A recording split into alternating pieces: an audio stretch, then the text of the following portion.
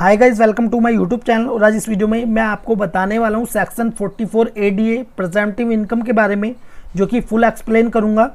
और ऐसे कौन से प्रोफेशनल्स की सर्विसेज हैं जो कि 44 ADA में इंक्लूड की जाती हैं। तो ये वीडियो बहुत ज़्यादा इंपॉर्टेंट होने वाली है, बने रही इस वीडियो के साथ। और यदि अभी तक आपने मेरा यूट्यूब चैनल सब्सक्राइब नहीं किया है तो कर लीजिए ऐसी बेनिफिशियल वीडियोज़ के लिए। तो सबसे पहले हम बात करेंगे जो 44 ADA सेक्शन है ये किस पर एप्लीकेबल होता है।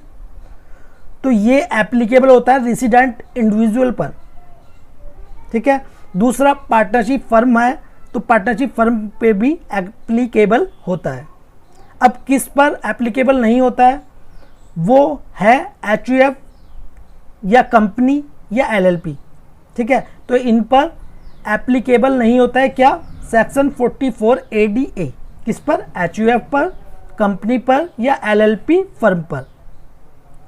अब हु आर प्रोफेशनल कैटेगरी, तो ऐसे कौन सी सर्विसेज है जो कि 44 ADA सेक्शन में इंक्लूड की जाती है, ठीक है। जो ये कोड है ये मैंने इनकम टैक्स रिटर्न से ही ऐड किए हैं, ठीक है। यदि आपकी इनमें से कोई सर्विसेज है तो फिर आप 44 ADA सेक्शन में ही अपनी ITR को फाइल करेंगे। तो पहला है सॉफ्टवेयर डेवलपमेंट, ठीक है। यहाँ पर बिजनेस कोड दिए हुए हैं अकॉर्डिंग टू ITR, ठीक है। ITR के अकॉर्डिंग इसमें बिजनेस कोड भी मैंने यहाँ पर लिखे हुए हैं जो कि आप अपनी ITR में इनमें से चूज़ करके आप फिल कर सकते हैं।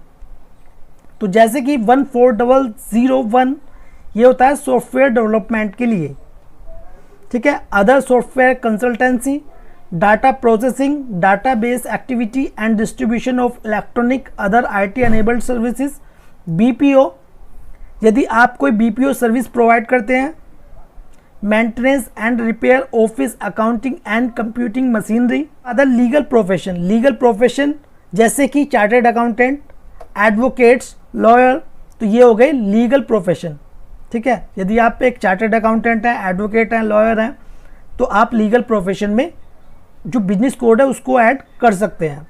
फिर है accounting, book keeping and auditing profession. यदि आप अकाउंटिंग वर्क करते हैं, ठीक है, तो आपको बिजनेस कोड सिलेक्ट करना है 16002, बुक कीपिंग और ऑडिटिंग। अब मान लीजिए आप टैक्स कंसल्टेंसी देते हैं, ठीक है, तो भी 44 ADA ही सेक्शन में इसको इंक्लूड किया जाएगा और जिसका बिजनेस कोड है 16003। अब इसके बाद है आर्किटेक्चरल प्रोफेशन, ठीक है। Engineering and technical consultancy, fashion designing, ठीक है। फैशन डिजाइनिंग से रिलेटेड आप सर्विसेज प्रोवाइड करते हैं तो 44 ADA सेक्शन में इंक्लूड किया जाएगा।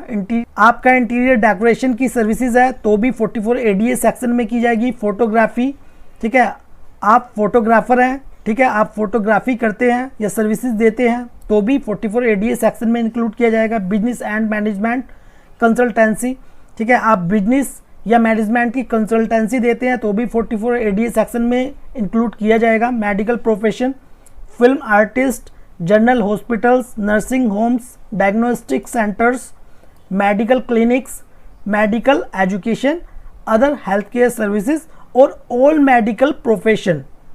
यानी कि देखिए, यदि आप मेडिकल से संबंधित कोई भी सर्विस प्रोवाइड करते हैं, यदि आप मेडिकल से संबंधित या मेडिकल से रिलेटेड आप कोई भी सर्विस प्रोवाइड करते हैं तो वो आपकी किस में आती है, 44 ADA सेक्शन में, ठीक है। 44 ADA under the presumptive scheme of taxation profit taxable income is presumed at 50% of the gross receipt. तो देखिए, मैं आपको सिंपल लैंग्वेज में बता दूं, जो 44 ADA सेक्शन होता है उसमें जितनी भी आपकी रिसिप्ट होगी उसका 50% प्रॉफिट या इनकम हमें शो करनी होती है। मैं फिर से रिपीट कर रहा हूं, प्रोफेशनल रिसिप्ट आपकी जितनी भी होंगी उसका कम से कम 50% इनकम या प्रॉफिट हमें शो करना होता है ITR में, ठीक है। लेकिन रिसिप्ट की भी यहाँ पर लिमिट दी हुई है। यदि आपकी जो रिसिप्ट है वो एक लिमिट को क्रॉस करती है तो फिर आपके केस में ऑडिट एप्लीकेबल होगा, जो कि मैं आपको आगे बताने वाला हूँ। अब जैसे कि मान लीजिए 10 लाख रुपए रिसिप्ट है, ठीक है, तो 10 लाख का हमें जो इनकम शो करनी है वो करनी है 50%, यानी कि 5 लाख रुपए। ऐसे ही मान लीजिए आपकी 20 लाख रुपए रिसिप्ट है, तो आपको कितनी कम से कम शो करनी है इनकम?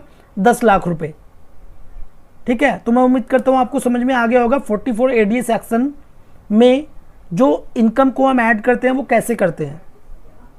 देखिए मैक्सिमम आप कितनी भी शो कर सकते हैं।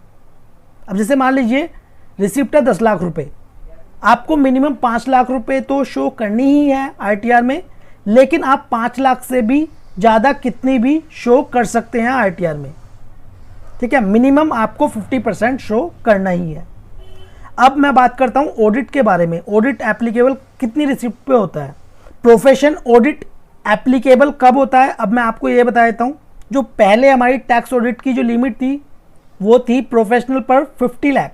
तो मैं यहाँ पर ओल्ड एक्ट के बारे में बात नहीं करूँगा, जो करंट में है मैं उसकी बात करूँगा, जो कि 2023 से चेंज हुआ था, ठीक है। लेकिन अब करंट की यदि हम बात करें तो टैक्स ऑडिट की लिमिट है 50 लाख प्लस 75 लाख, ठीक है। इसमें भी कंडीशंस है। अब जैसे मान लीजिए आपकी रिसिप्ट 50 लाख को क्रॉस करती है, ठीक है, लेकिन आपकी 95% बैंक से है। मैं फिर से रिपीट कर रहा हूं, आपकी 50 लाख या 75 लाख के बीच में आपकी रिसिप्ट है और आपकी रिसिप्ट है 95% रिसिप्ट इन बैंक, यानी कि जो आपकी रिसिप्ट आई है वो 95% बैंक से आई है, तब उस कंडीशन में आपका टैक्स ऑडिट एप्लीकेबल नहीं होगा, ठीक है। अब जैसे मान लीजिए इसमें जो मैक्सिमम जो लिमिट है वो है 75 लाख, ठीक है। 75 लाख तक यदि आपकी 95% रिसिप्ट बैंक से है तो आपको टैक्स ऑडिट कराने की आवश्यकता नहीं है। कब? जब आपकी रिसिप्ट 95% बैंक में है। अब यदि 95% रिसिप्ट से कम हो जाती है तो उस कंडीशन में आपको टैक्स ऑडिट कराना कंपलसरी है। तो देखिए आपको बस एक बात का ध्यान रखना है, जो टैक्स ऑडिट की लिमिट है वो 50 लाख ही है, ठीक है, आप ये मान के चलिए, ठीक है। अब यदि आपकी 75 लाख भी रिसिप्ट हो जाती है, ठीक है, तो उस कंडीशन में आपकी 95% रिसिप्ट बैंक से होनी चाहिए, तभी आप 44 ADA में फाइल कर सकते हैं। और इसका आपके पास एविडेंस भी होना चाहिए। यदि इनकम टैक्स से कोई क्वारी आती है तो आप अपनी बैंक स्टेटमेंट को प्रेजेंट कर सकते हैं। तो ये था सेक्शन 44 ADA। मैं उम्मीद करता हूँ आपको समझ में आ गया होगा। और यदि अभी भी आपकी कोई क्वारी है तो आप मुझे कमेंट बॉक्स में कमेंट करिए, मैं आपके क्वेश्चन का रिप्लाई जरूर दूंगा, ठीक है। और आप मुझे कमेंट बॉक्स में कमेंट करके बताइए आपकी रिसिप्ट कितनी है और आप अपना जो इनकम या प्रॉफिट कितना शो कर रहे हैं।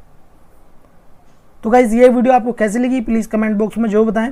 वीडियो आपको अच्छी लगी प्लीज़ लाइक कर दें और इस वीडियो को शेयर करें अपने फ्रेंड्स के साथ। वीडियो देखने के लिए धन्यवाद।